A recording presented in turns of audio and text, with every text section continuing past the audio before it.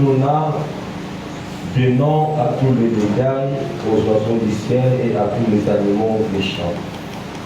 Mais pour l'homme, il ne trouva point d'être semblable à lui. Alors l'Éternel fit tomber un profond sommeil sur l'homme, qui s'endormit. Il prit une de ses côtes et referma la chair à sa place. L'Éternel Dieu forma une femme de la côte qu'il avait prise de l'homme et il l'amena vers l'homme. Parole de l'Éternel. Tu peux t'asseoir. Okopanda.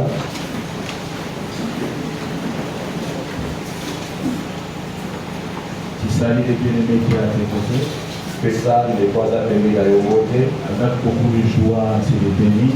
Là, c'est rebellé au Pamboli. Tu les bénis, tu les fais avec beaucoup de joie. Au Pamboli, au Salamone, c'est rebellé. Tu peux les prendre. Au Bozongila Yango. Tu tiens sa main. Au Simbilo Bokolaye. Tu les bénis. Au Pamboli. Vous savez, il y a certaines personnes qui ont l'église visage froissé. Il est là, il nous regarde comme si nous l'avons insulté. Il vient de là fâché. Il est presque 11h. Mais lui, il est déjà fâché à 7h. Nous pensons que jusqu'à 18h, il va faire des dégâts. Soyez toujours dans la joie. Tu n'as aucune raison de rester triste.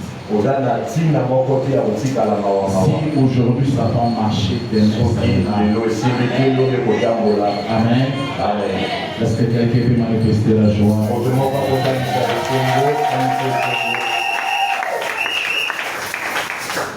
Vous pouvez être dans la joie. La bonne humeur nous épargne de beaucoup de maladies. Le stress, la colère sont la cause majeure des AVC. Alors nous n'avons aucun intérêt d'être dans la tristesse, d'être dans la colère. Tu pries, tu demandes à Dieu de te parler. Et tu es ta part ce matin. Que Dieu te fasse grâce. De ne pas retourner à la maison ainsi. S'il y aura une guérison aujourd'hui, que tu pars à cette guérison. Tu auras une délivrance que tu es pas. S'il y aura une visitation que tu es pas. Prie à Dieu, demande à Dieu de ne pas passer loin de toi. Et à l'Éternel, passe près de moi. Passe plus près. Oui, prie. Exagère, c'est très important.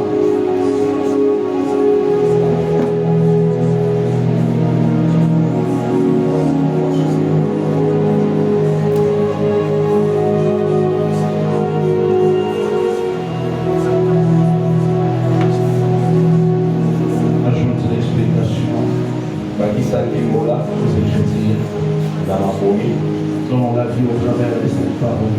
Au nom de Jésus. Nous avons ainsi prié.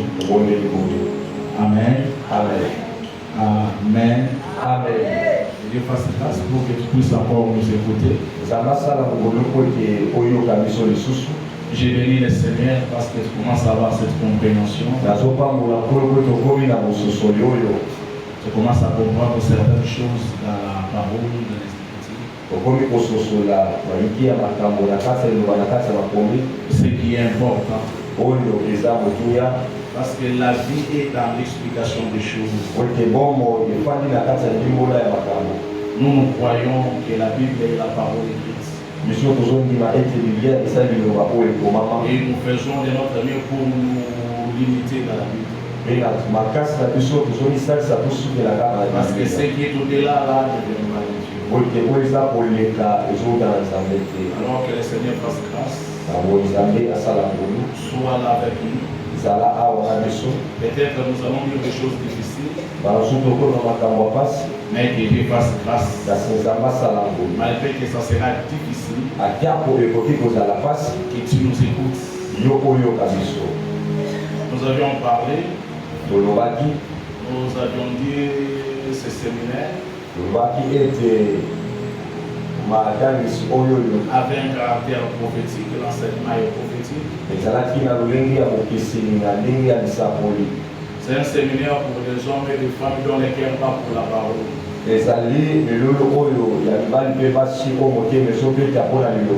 Pas de slogans. La parole. Des hommes et des femmes qui sont attachés au discours divin. Sachant que derrière la parole, il y a la vie. Des hommes et des femmes qui ont soif. Au milieu d'une génération déjà condamnée, une génération perverse, où le mal nous a infiltrés partout. Rares sont ces hommes qui s'attachent à la parole. Alors c'est un grand signe pour la prédestination. Aujourd'hui, il n'y a aucune différence entre les églises et les bars.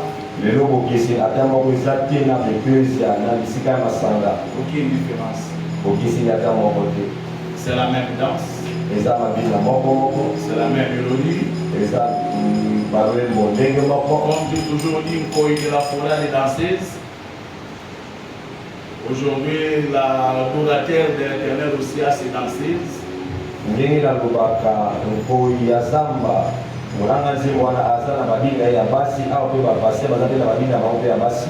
Donc c'est terrible. Mais que le Seigneur vous préserve, que le Seigneur vous garde. Cette génération ne passera pas. Une génération de faux prophètes, des aventuriers. Des hommes qui n'ont pas la maîtrise de la chose divine. Scandale sur scandale. Papa, dernier, je vous ai dit, au début déjà de l'année 2026, ça a commencé. Nous sommes l'église, nous attendons notre époux. Maintenant, afin de vous présenter avec vous, il faut la formation. Vous écoutez-moi très bien. Je vous ai dit qu'il y a 3 grandes exodes dans un sens prophétique de la chose. La terre sort de l'eau, Adam sort de la terre, Ève sort d'Adam. C'est 3 mouvements prophétiques. Nous nous sommes donné beaucoup de peine pour vous expliquer ça. Parce que derrière l'explication de chaque écriture, il y a la vie. Si la chose n'est pas expliquée, elle ne donne pas la vie. L'apôtre Paul nous dit la lettre est dure. Mais l'esprit vivifie. L'esprit qui vivifie, c'est ça l'explication des choses. Alors quand Dieu faisait toutes ces choses, c'était un enseignement. L'ensemble de ces mouvements sont des enseignements. Nous avons parlé de plein de choses. Il nous sera difficile ou pas impossible pour y revenir.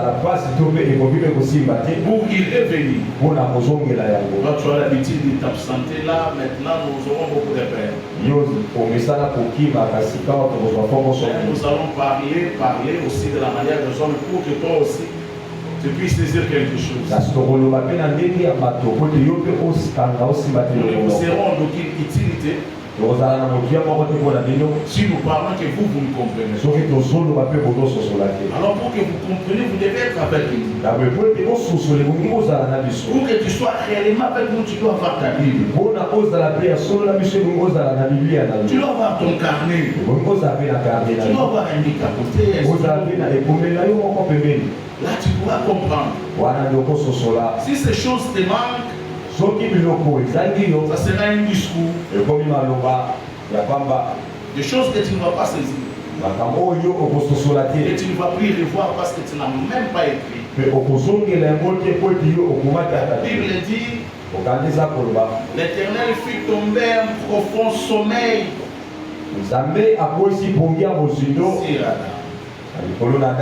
Adam s'endormit.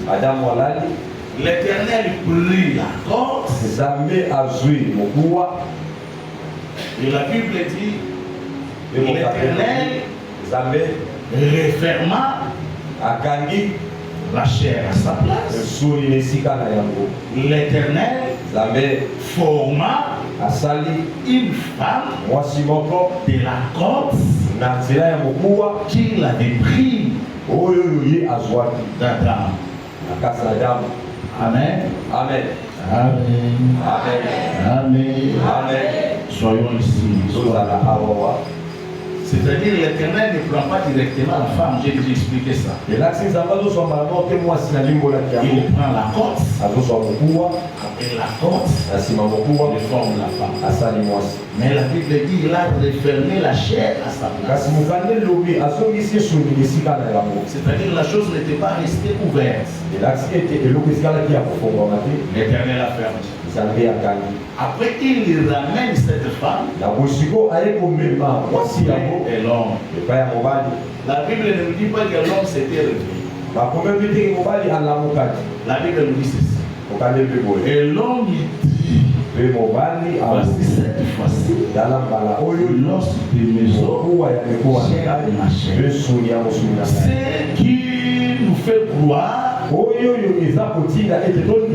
l'homme s'était réveillé depuis un certain temps.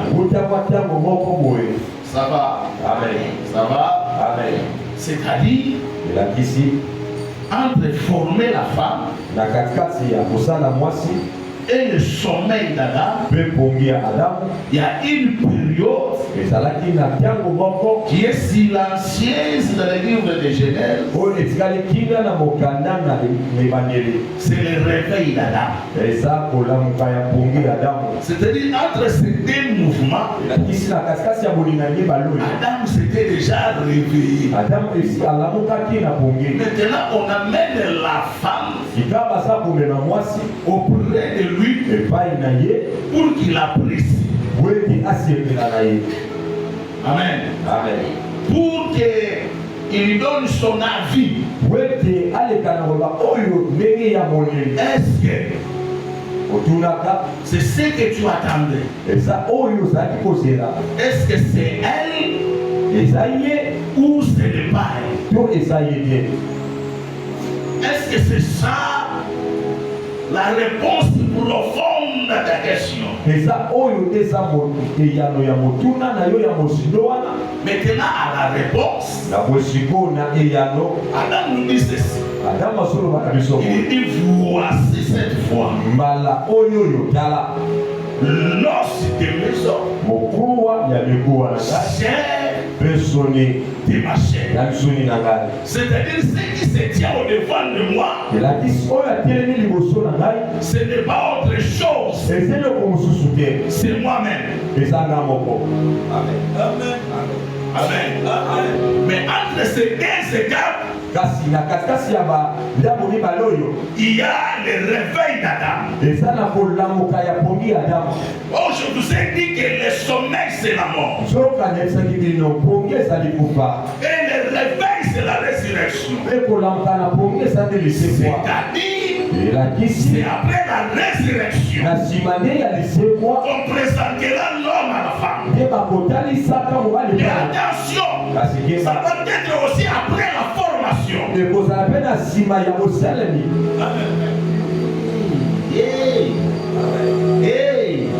Pour Ça va? Est-ce que ça va? Amen. Amen.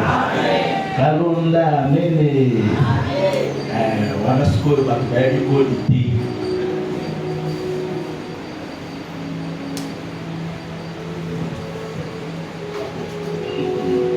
La Bible. Donc après le réveil d'Adam, quand on a pris la côte, pour que la côte devienne femme, pour qu'on appelle cette côte femme, elle doit passer par la formation. Quand la formation prend fin, la côte devient femme. On présente cette femme à Adam. Adam dans son sommeil. C'est Adam qui a vaincu le sommeil.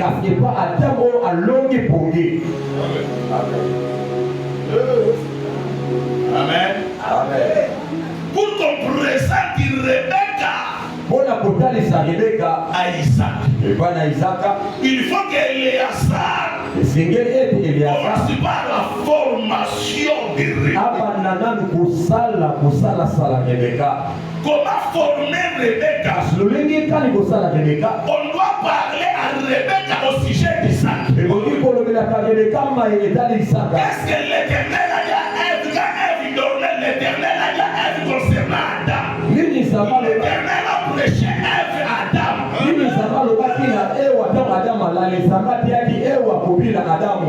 Amen. Amen. Amen. Amen. Amen. Amen. Amen. Amen. Moi, je suis homme, il faut pas taire mon père. Si on bataille ici, mon père était à homme, il faut pas taire mon père.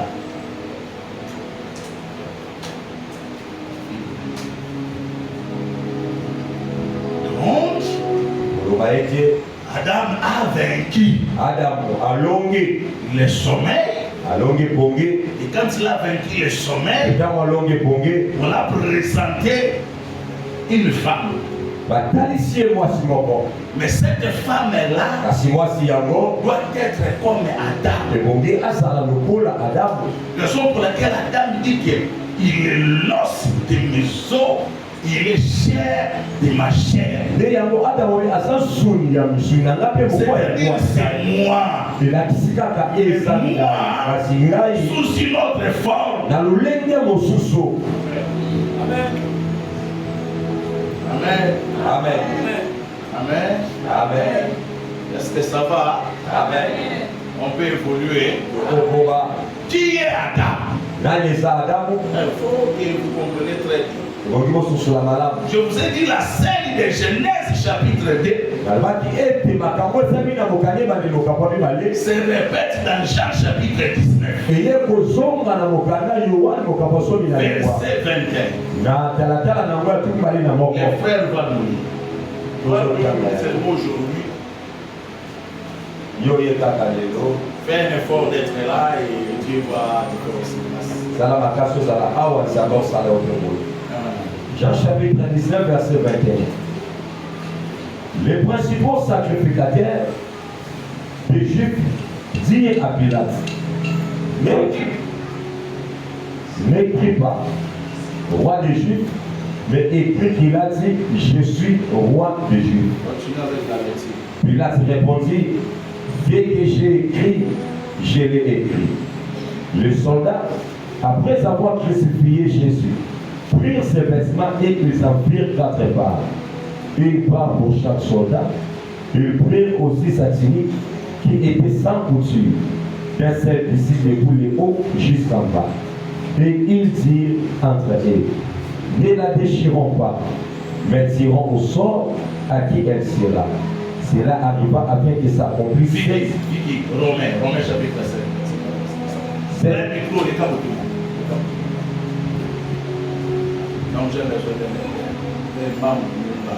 Cela arriva afin que s'accomplisse cette parole de l'Écriture. Ils se sont partagés le vêtement et ils ont tiré au sort la tunique. Voilà ce que firent les soldats. Près de la croix de Jésus, se tenait sa mère et la sœur de sa mère, Marie, femme de Clopas, et Marie de Magdala. Jésus voyant sa mère, et auprès d'elle un disciple qui l'aimait, dit à sa mère, femme, voilà ton fils. Puis il dit au disciple, voilà ta mère. Et dès ce moment, le disciple l'a pris chez lui. Après cela, Jésus qui savait que tout était déjà consommé, dit afin que l'écriture fût accomplie, j'ai soif. Il y avait là un vase plein de vinaigre. Tu vois le respect des Écritures. Il savait que tout était déjà consommé. Et si Aïbaki était venu ce salami, mais pour que l'écriture s'accomplisse, ça c'est pour que accomplir les aïs. Pour j'ai soif. Alors il n'a pas pour ça. Il y avait là un vase plein de vinaigre. Le soldat a rempli une éponge et l'ayant fixé à une branche du sol. Ils l'approchèrent de sa bouche. Quand Jésus y prit le vinaigre, il dit, tout est accompli, et baissant la tête, il rendit l'esprit. Dans la crainte que le corps ne restât sur la croix pendant le sabbat, car c'était la préparation. Et ce jour de sabbat était un grand jour. Le juif demandèrent à Pilate qu'on rompît les gens au crucifié et qu'on les enleva. Les soldats vinrent donc et ils rompirent les gens au premier. Puis alors qu'il avait été crucifié avec lui. S'étant approché de Jésus et le voyant déjà mort. Et le voyant déjà mort. C'était approché de Jésus. Pour ça, il maintenant, la Bible insiste sur une chose. Et le voyant déjà. Or, la mort, c'est le sommeil. C'est-à-dire, il a constaté que Adam s'était endormi. Comme il s'est endormi, qu'est-ce que le soldat a fait? C'est un approché de Jésus. Et le voyant déjà mort. Ils ne lui rompirent pas les jambes. Mais un des soldats lui perça le côté avec une lance. Romains chapitre 5, 14, vous descendez.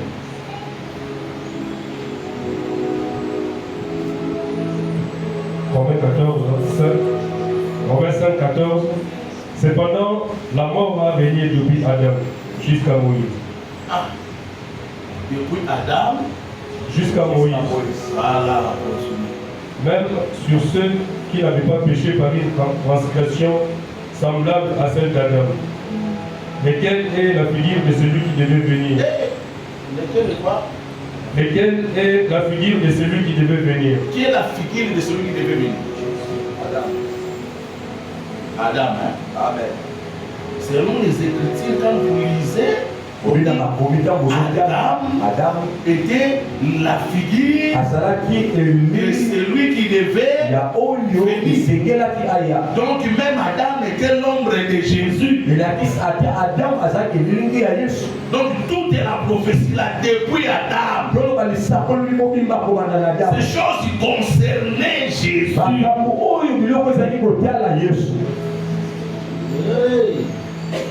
Amen. Amen. Alors continuez avec la lettre. Verset 15. Mais il n'allait pas du don gratuit comme de l'offense. Ok.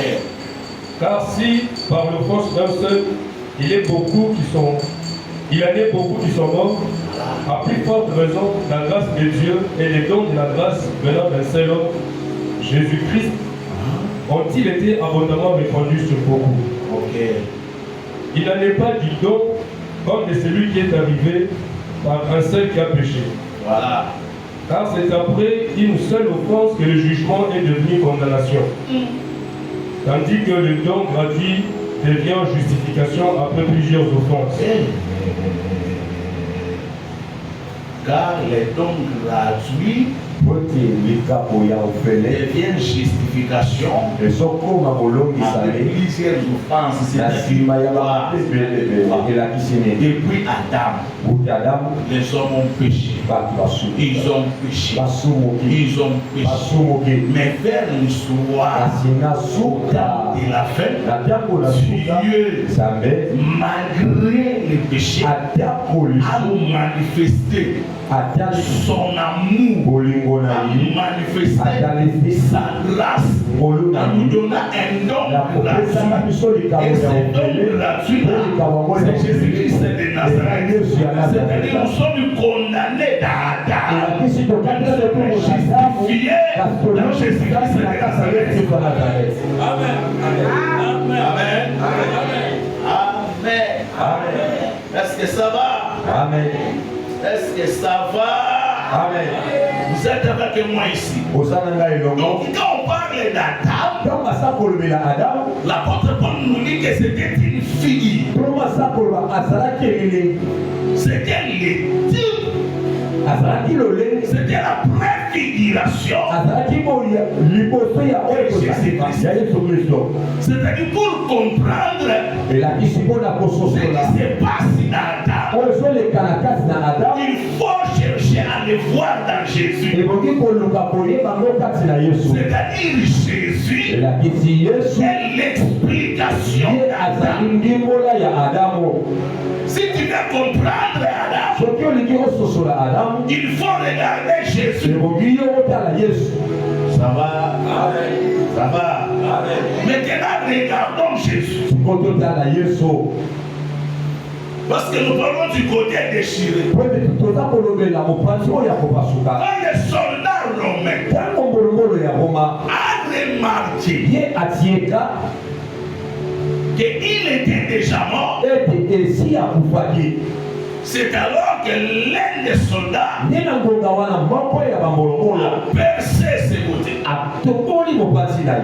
Quand il a ouvert les côtés de Jésus, l'eau et le sang sont sortis. Donc les soldats romains, ils répondaient à une question. Une question qui n'avait pas de réponse de génération en génération. Quelle a été cette question? C'est Proverbe chapitre 30. Verset 4. Chapitre 30, verset 4. Voilà. Proverbe chapitre 30, verset 4. Ok. Qui est monté aux cieux et qui en est descendu, qui a recueilli le vent dans ses mains. On pose la question. On dit qui est monté? Si ce n'est celui qui est descendu. On pose une deuxième question. Qui a recueilli le vent? Il faut faire attention. Entre ses mains. Il prend le vent. Là, le vent entre ses mains. Parlons. Et expliquons ces choses. Parce que la vie est dans l'explication. J'ouvre une petite parenthèse et je vais. Il y a vent au singulier, il y a vent au pluriel. Amen. Est-ce que ça va? Amen. Qui a recueilli les vents entre ses mains? C'est quoi les vents? C'est le psaume 104. Il fait de ses messagers les vents. Donc les vents sont les messagers. Et attention, dans Apocalypse, il est écrit là 7 étoiles entre sa main. Comme messager veut dire angelos. Ange, c'est le messager. Les messagers sont après les mains de l'Éternel. Amen. C'est quoi les vents? Tu ne connais pas d'où vient le vent. D'où il va le vent. Tu écoutes seulement le bruit. C'est Jean chapitre 3. Ainsi en est-il de ceux qui sont. Et c'est lui qui est né de l'esprit. Lorsque tu es né de l'esprit, tu es un vent. Personne ne touchera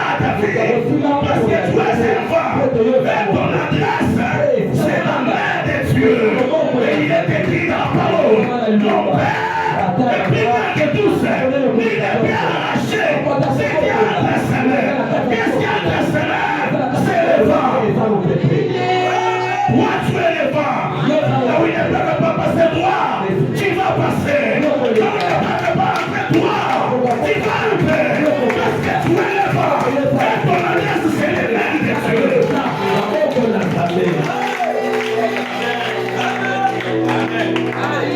La Bible, Biblia, écoute encore. Qui fait paraître les extrémités de la terre. Amen. Amen. Amen. Amen. Les extrémités de la terre. C'est l'adresse de quelqu'un. Une femme. La Bible déclare la reine de Séba a quitté les extrémités de la terre pour venir écouter la sagesse de Salomon. Les extrémités de la terre, ce sont les nations. Mais qui a fait paraître les extrémités? C'est la sagesse de Salomon. Mais ici, il y a plus là que Salomon. Il est sans adresse. On ne te connaît pas. Mais là où tu es, aux extrémités de la terre, tu vas apparaître. Parce qu'auprès de toi, il y a plus là que Salomon. Et si tu vas mon ami, on dit à mon attaque. Je dis que je parle à quelqu'un. Je dis que je parle à quelqu'un. Je dis que quelqu'un est d'accord avec moi. Quelqu'un croyait à ce que j'enseignais ce matin.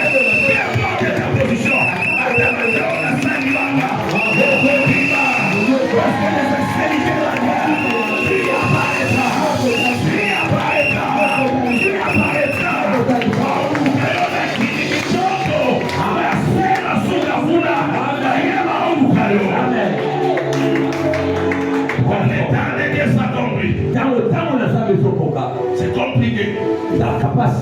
Je connais une sœur, elle s'appelle Confiance. Bavanda, Bajami, c'est ça. Bami Confiance en Galate. Et Mukolo, tant il y a une balle à confiance et balle. Il y a une balle à écouter. Frère, lui, on a la confiance. Pas nous, il y a famille. Oh, nous sommes tous en plan où ça dit. Nous sommes soit du loco. À ça, on a comme fondo. Au bas de la balle, Adazawa bibiso Zobala Toki Tokota na mito. C'est là où mito qui kota ate wana Mapulu Mapotopoto Toki na Tokota Tokita Toyena Poutou Comment ça côté biso Bakomina Mwinda. Tu te rappelles? Oui, oui. Bakomina Mwinda.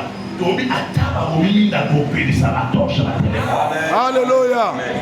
Il fait paraître des extrémités sur la terre. Ils sont de commander par mon appel. Ici, il y a plus d'Afrique que Salomon.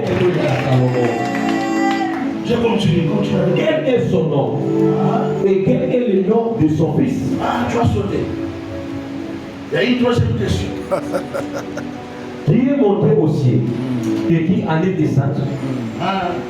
Qui a recueilli le vent dans ses mains? Qui a serré les eaux dans ses vêtements?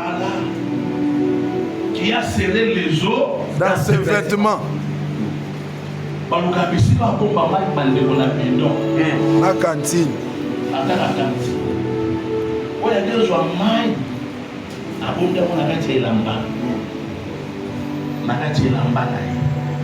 alors Salomon il nous dit cherchez-moi cet homme qui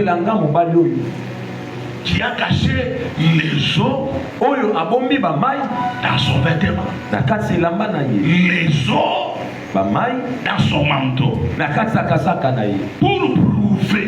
pour prouver que ce monsieur-là il cache les eaux dans son vêtement ou dans son manteau. Il faut ouvrir le manteau, il faut déchirer son vêtement. Et c'est voir les vêtements. L'apôtre Paul le dit que cette chair ici, c'est une identité. C'est-à-dire c'est un habit, un vêtement. Donc les vêtements, c'est le corps, c'est la chair. C'est-à-dire nous cherchons l'homme qui a caché les os dans ses vêtements. Alors les soldats romains, chapitre 19, il y a Salomon, j'ai trouvé celui qui cache les os dans ses vêtements. Il perce à ses côtés. La Bible déclare, l'homme est sorti. C'est-à-dire l'homme qui cache les os dans ses vêtements. C'était l'homme de Galilée. C'était Jésus-Christ de Nazareth.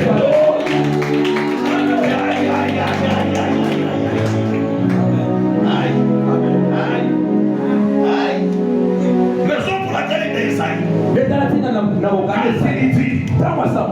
pensez plus aux événements passés. Il y a quelqu'un, ne pense plus aux événements passés. Pourquoi je vais faire une chose nouvelle? C'est quoi la chose nouvelle? Je créerai les eaux dans le désert. Comment il va créer les eaux dans le désert? Parce que dans ses vêtements, parce que dans lui, il y a les eaux. On l'a déchiré. Je te parle en qualité de prophète, en qualité de non-levé. David s'est rempli un désert. Parce que les vêtements est déchiré. Parce que les manteaux est déchiré. Les eaux coulent. Elles coulent. Elles coulent.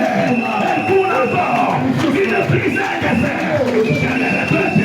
Je parle à quelqu'un. Pas à ton voisin. Pas à ton ami. Pas à ton père. Pas à ta mère. Je parle à toi. À toi. À toi. À toi. À toi. Tu ne seras plus un désert. Parce que les eaux vont couler. Vont couler. Et vont couler encore. Pourquoi? Parce qu'à Golgotha, on a déchiré les vêtements. Amen. Amen. Amen. Comment ça la Bible?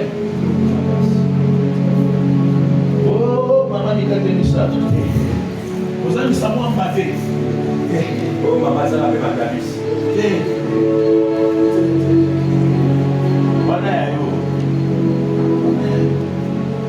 Maintenant, nous avons dit ceci. Que Christ, lui était le véritable Adam. Cet Adam-là, on déchire les os coulent, les sangs coulent. Lui, le véritable Adam. Oui, maintenant, Jean chapitre 1.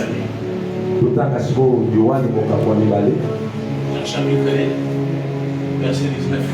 Tu cherches les Corinthiens. Chapitre 3, commence à partir du 8e verset. Jean chapitre 2, verset 19. Jésus leur répondit. Commence à partir du 17e. Verset 17. Ses disciples se souvinrent qu'il était Dieu. Les ailes de ta maison me dévorent. Les Juifs prenant la parole lui dirent: quel miracle nous montreras-tu? Quel miracle nous montres-tu pour agir de la sorte? Jésus leur répondit: détruisez ces temples et en 3 jours je les relèverai. Les Juifs dirent: il a fallu 46 ans pour bâtir ces temples. Et toi en 3 jours tu les relèveras. Mais il parlait du temple de son corps. Il parlait de quoi? Du temple de son corps. Le temple c'est quoi? Le corps. Alors tu vois, le temple c'est quoi? Tu répètes encore, le temple c'est quoi? Voilà, sois avec moi ici. 2 Corinthiens chapitre 3.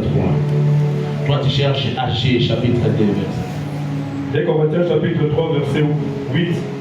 Combien le ministère de l'Esprit ne sera-t-il pas plus glorieux? Commence à partir du 5e. À partir du 5e verset. Ce n'est pas à dire que nous soyons par nous-mêmes capables de concevoir quelque chose comme venant de nous-mêmes. Notre capacité, au contraire, vient de Dieu. Il nous a aussi rendus capables d'être ministres, non de la lettre, mais de l'esprit. Car la lettre tue, mais l'esprit vivifie. Amen. Or, le ministère de la mort, gravé avec des lettres sur de pierre, a été glorieux, au point que le fils d'Israël ne pouvait fixer le regard sur le visage de Moïse, à cause de la gloire de son visage, bien que cette gloire fût passagère. Reprends doucement, reprends doucement. Reprends doucement. Les versets que tu viens de lire là. Je reprends le verset 6. Il nous a aussi rendus capables d'être ministres d'une nouvelle alliance. Non de la lettre, mais de l'esprit. Car la lettre tue, mais l'esprit vivifie. Or, le ministère de la mort, gravé avec des lettres sur de pierre, a été glorieux. Or, le ministère de la mort, et puis vous n'avez pas de Bible, il faut lire. Or, le ministère de la mort, gravé sur les pierres, a été glorieux. Continue. Au point que le fils d'Israël ne pouvait fixer le regard sur le visage de Moïse. Au point que le fils d'Israël ne pouvait fixer les regards sur le visage de Moïse. Parce que le visage de Moïse était voilé. Amen. Amen. Quand il monte à la montagne, il reçoit la gloire. Son visage est voilé. Alors les enfants d'Israël, même s'ils regardent Moïse, ils n'ont pas droit de voir la gloire parce que le visage est voilé. Alors tu vois, le visage est voilé. Ok, retiens ça, le visage est. N'oublie pas ce mot-là, voilà.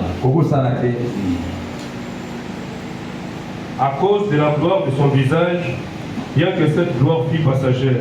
Okay. Combien le ministère de l'Esprit ne sera-t-il pas plus glorieux? Si le ministère de la condamnation a été glorieux, le ministère de la justice est de beaucoup supérieur en gloire. Okay. Et sous ces rapports, ce qui a été glorieux ne l'a pas été à cause de cette gloire qui lui est supérieure.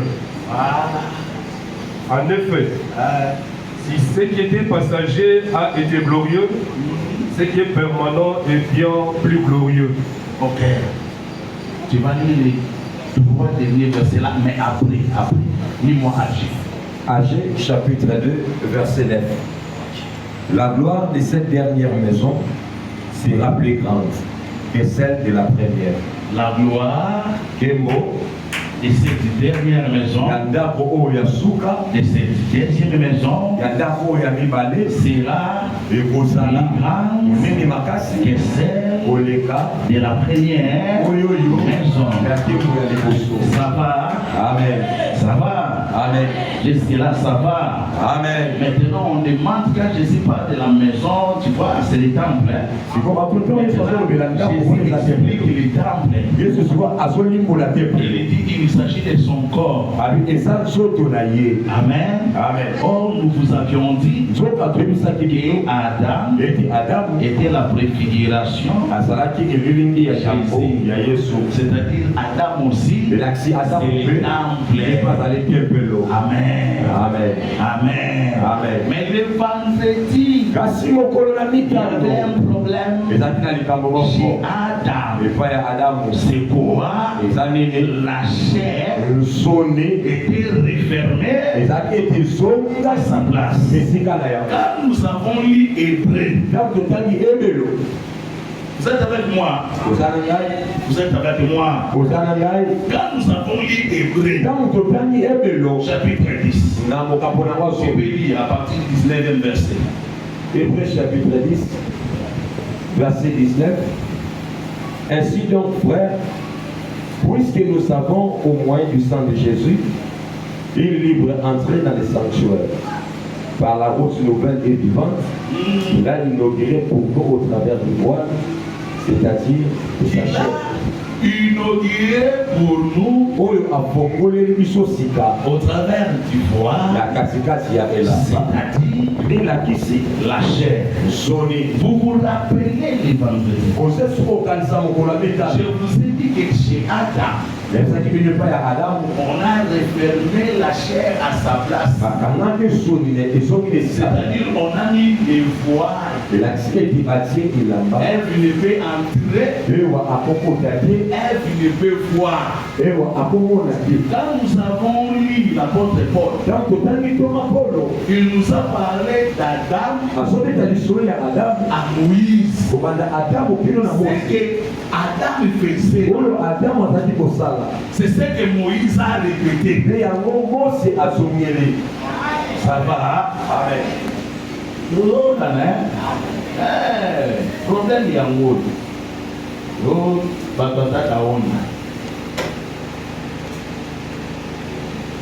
Ils sont de votre équipe. Maintenant, vous avez dit qu'il doit dire, la guerre va aller du malin. Vous avez dit ça, allez le malin, tout. L'apôtre Paul nous explique que la chair c'est le voile. Dans la Bible dit l'Éternel est référement la chair à sa place, c'est-à-dire l'Éternel a mis le voile. Maintenant on nous explique chez Moïse que Moïse prenait le voile, il mettait sur son visage pour que le peuple ne faille pas la gloire. Ok. Donc pour voir la gloire, il faut déchirer, il faut sauter, il faut. Ça va? Amen. Est-ce que ça va? Amen. Raison pour laquelle il est vendredi, nous avons dit ceci. Quand les soldats romains a blessé Jésus,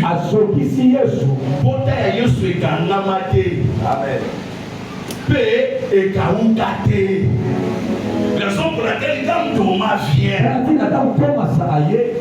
et ça va.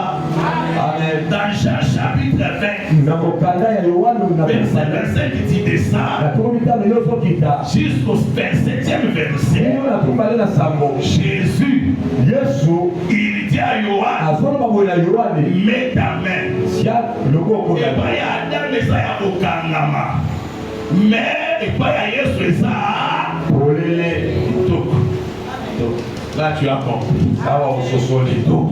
C'est-à-dire à Jésus, la route est ouverte, la porte est ouverte, le matin c'est ouvert, à midi c'est ouvert, le soir c'est ouvert. Raison pour laquelle il peut mettre sa main. Attention. Mais Agien nous dit la gloire de cette deuxième maison sera plus grande que la gloire de première maison. Attention, parce que la deuxième maison c'est la résurrection.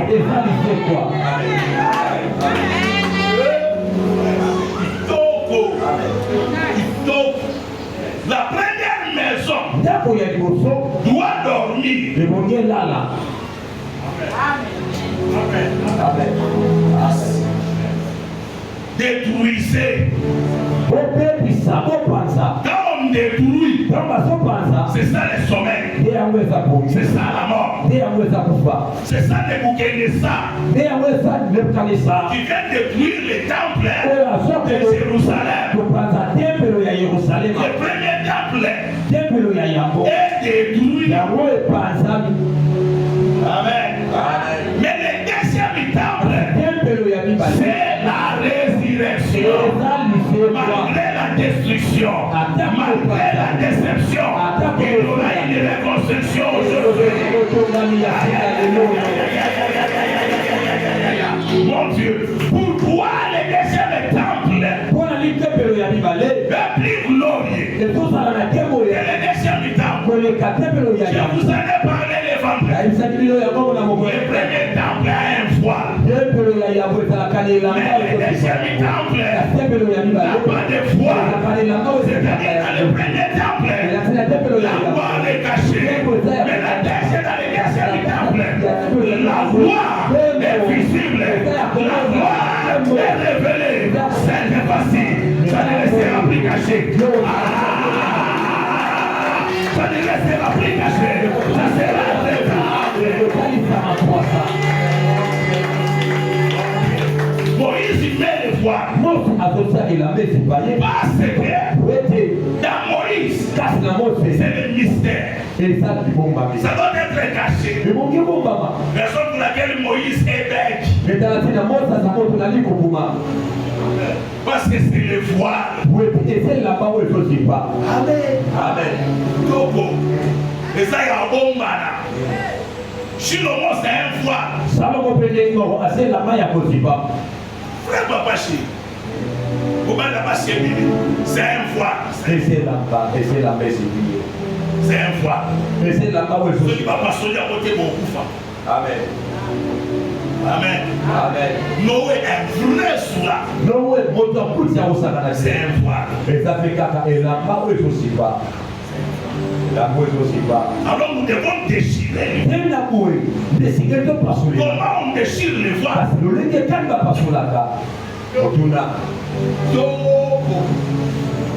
Les soldats romains doivent accomplir sur la terre ce qui se fait au ciel.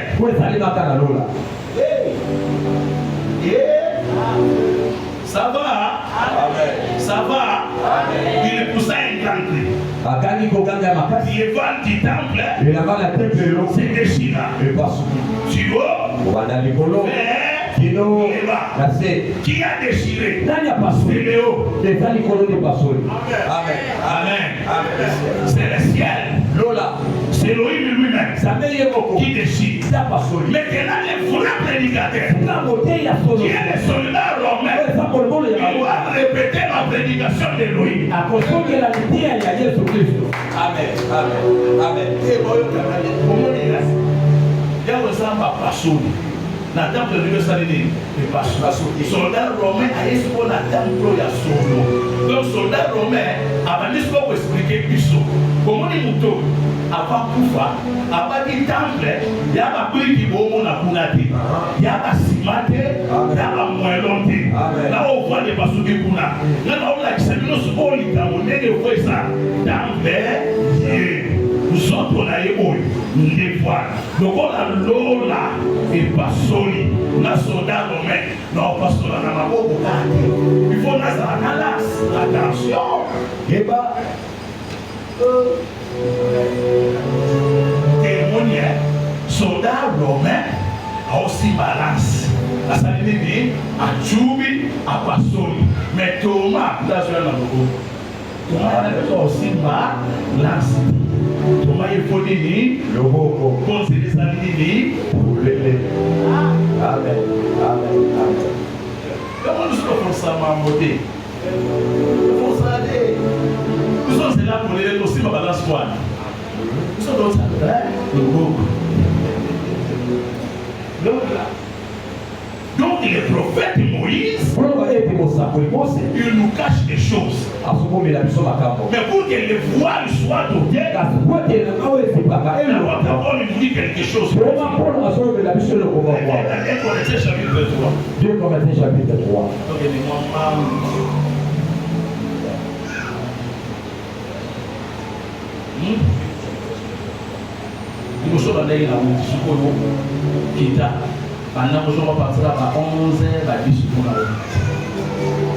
Verset 11.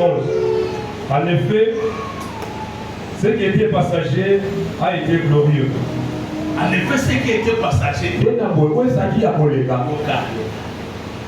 En effet, ce qui était passager était glorieux. Oui. C'était glorieux. Dans le ministère. Amen. Mais comment on a été libéré? C'est Kawa. Ça a été. Les bandes de ça va mettre dans des ailes. Ce n'est pas glorieux.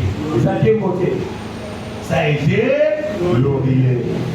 Mane quoi quitté. Et voyez, Le ministère de Moïse. Mane a quitté. allez, Et vous êtes dans boulangerie. Ça n'a pas été glorieux. glorieux. Mais l'apôtre dit que c'était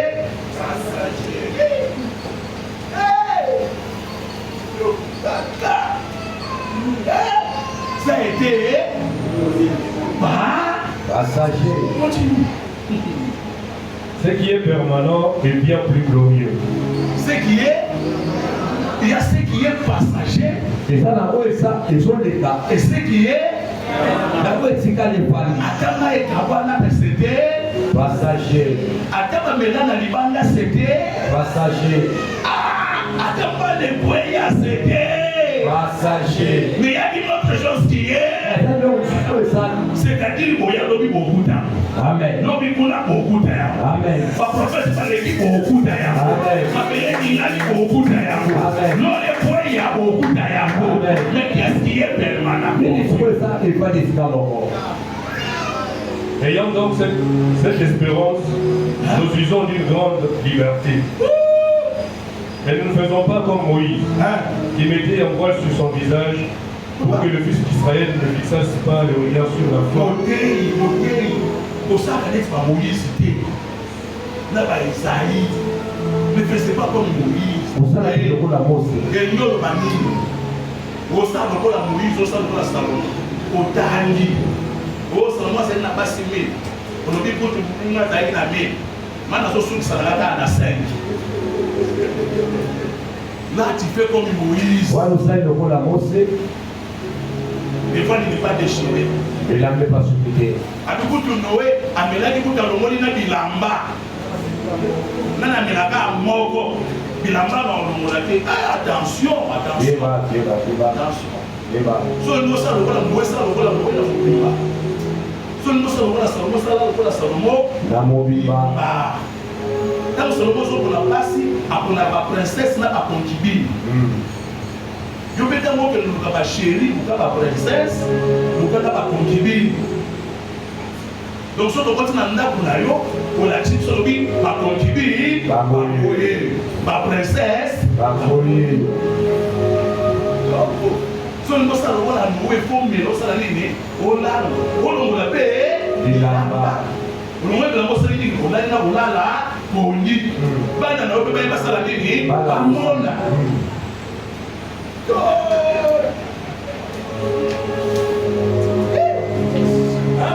Mais nous ne faisons pas comme nous.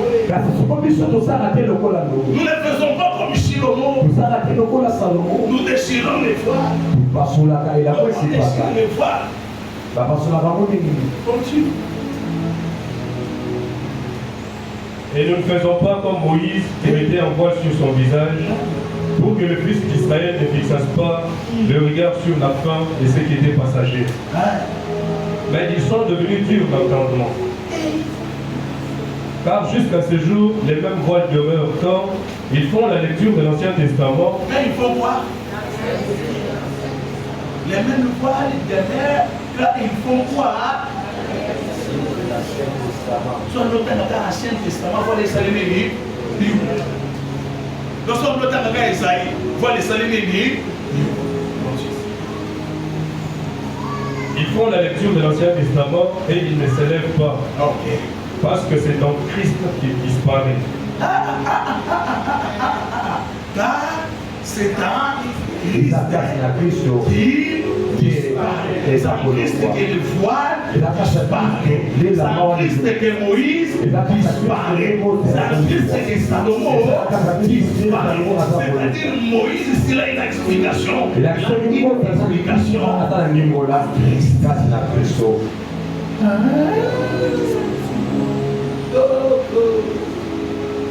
Donc, ce qu'on nous a Salomon, il est passager. Il est passager. Il faut aller le chercher.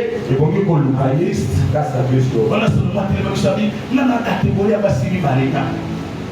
Nous avons la princesse, nous avons la concubine, nous avons Bassimi Baleka. Bassi Abraham, Sarah princesse, concubine de Némon en Moussa. Bassi Jacob, bana ya patron, bana ya boss.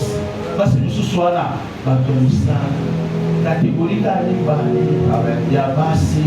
Laissez-moi dire que dans la catégorie il y a basi. Ma concubine, n'a pas princesse. L'histoire pour la vie, pas soit la catégorie de la FSC. Habit d'été, il en a fait qu'elle sait. Madame, ma Bible est aussi l'état. Parce qu'il parle de la carte de Yesu Zaka du pôle na Israël. À ça ici, on a carte église. Ma commune à moi si.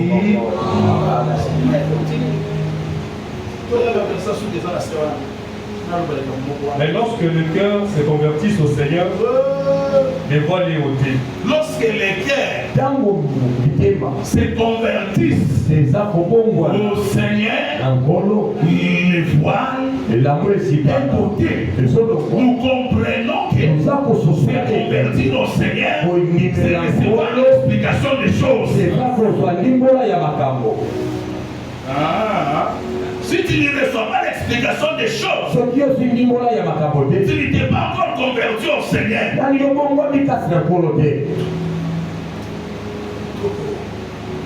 Voilà la Bible. Ces choses sont merveilleuses. Maintenant, nous disons ceci. Agé chapitre 2, verset 9. La gloire ici, elle est plus grande que la gloire du premier temps. Parce que la gloire du second temps a été manifestée. Les hommes ont vu Dieu. Amen. Ok. Oh.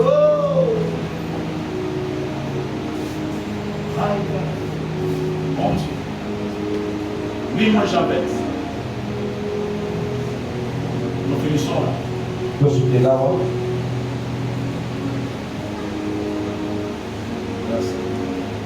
Oui, verset 26 à 26. Verset 26. 8 jours après. Tu peux pas aussi Romain. Romain chapitre 6. 8 jours après, les disciples de Jésus étant de nouveau. 8 jours après. Les disciples de Jésus étant de nouveau dans la vie. Pourquoi tu peux dire 8 jours après. 8 jours après. C'est-à-dire, nous avons compté les premiers jours. Parce que je ne sais pas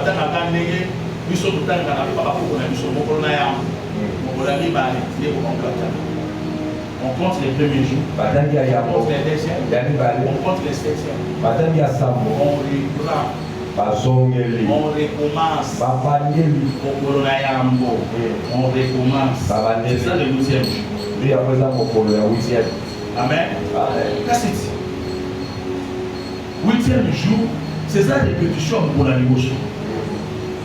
Oh, tu comptes lundi, tu comptes dimanche. Ça fait combien de jours? 7 jours. Suppose que tu as combien de 7 jours de lundi. C'est-à-dire au commencement. Maintenant nous retournons au commencement. Au commencement, voilà, continue. 8 jours après, les disciples de Jésus étaient de nouveau dans la maison. Étaient de nouveau dans la maison. De nouveau. 8e jour, nouveau premier jour. Et les disciples étaient de nouveau. Où?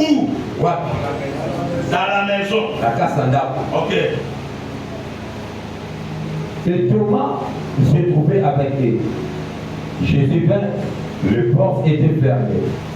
Se présenta au milieu d'eux et dit: la paix soit avec vous. La paix soit avec vous. Amen. Oh, la paix soit avec vous. Shalom. La paix soit avec vous. Et il ajoute quoi?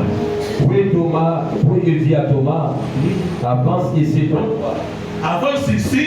Ton doigt. Ton doigt, on avance les doigts où? Et regarde les mains. Quand on avance les doigts, c'est pour regarder les mains. Ah. Continue. Avance aussi ta main. Et mets-la dans mon côté. Avance aussi ta main. Et mets-la dans mon côté. C'est-à-dire moi que tu vois ici. On a déchiré. On a ouvert. Mais ça ne va pas se fermer. C'est resté. À tout moment que tu viendras avec ta main, va mettre ta main. Amen. Parce que c'est pourquoi il lui dit d'avancer la main? Parce que ce qu'il fallait,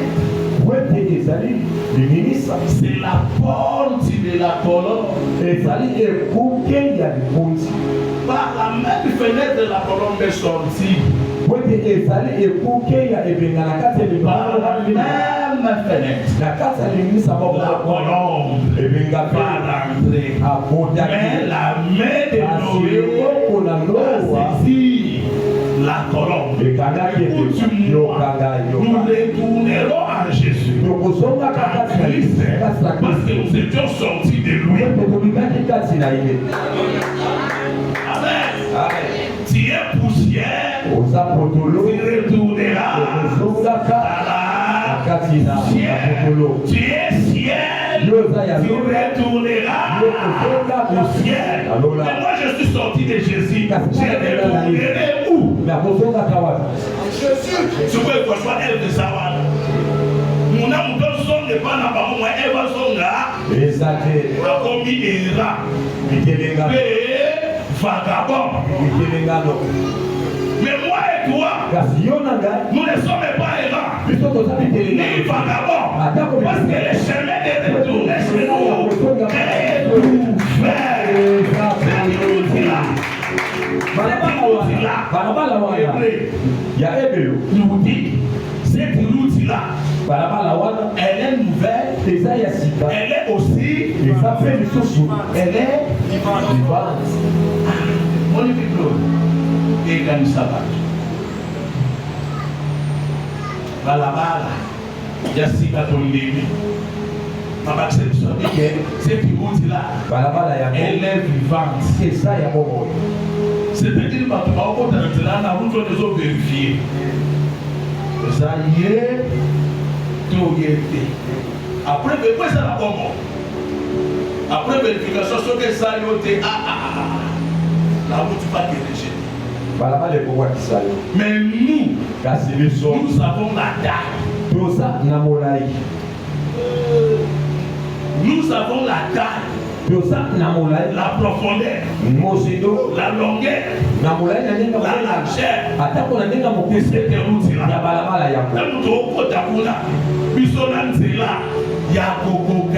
Amen.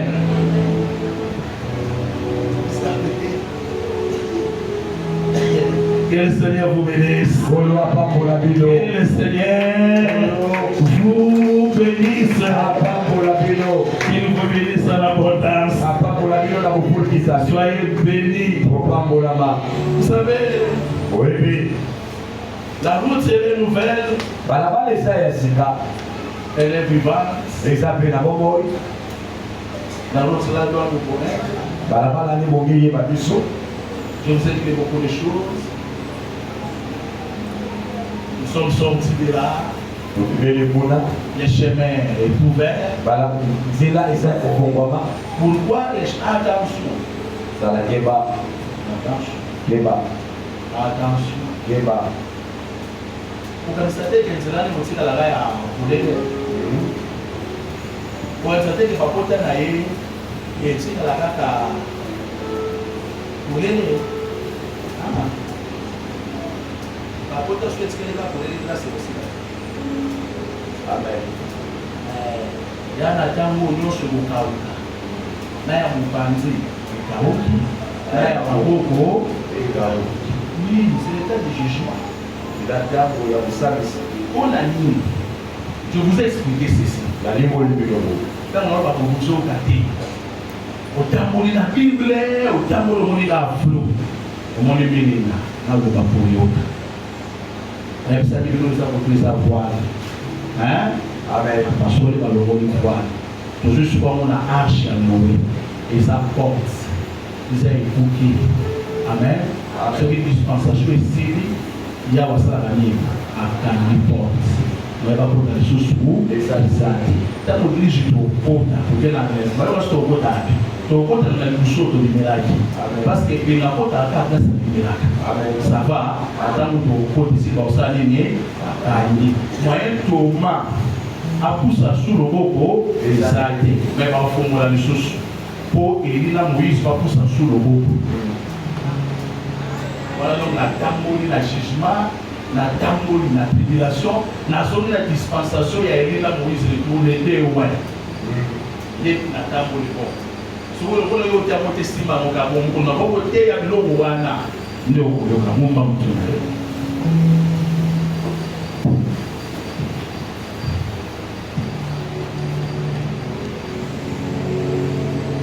est-ce que ce qui est soit d'accord avant de passer cette vie?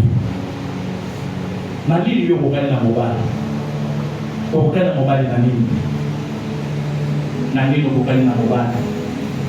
Tokende pai tozoni pai nani liyo kukani na mobali? Hivi sasa na kukana nayo, kukisa nayo, na swamula inayo, munene nayo, kukisa nayo.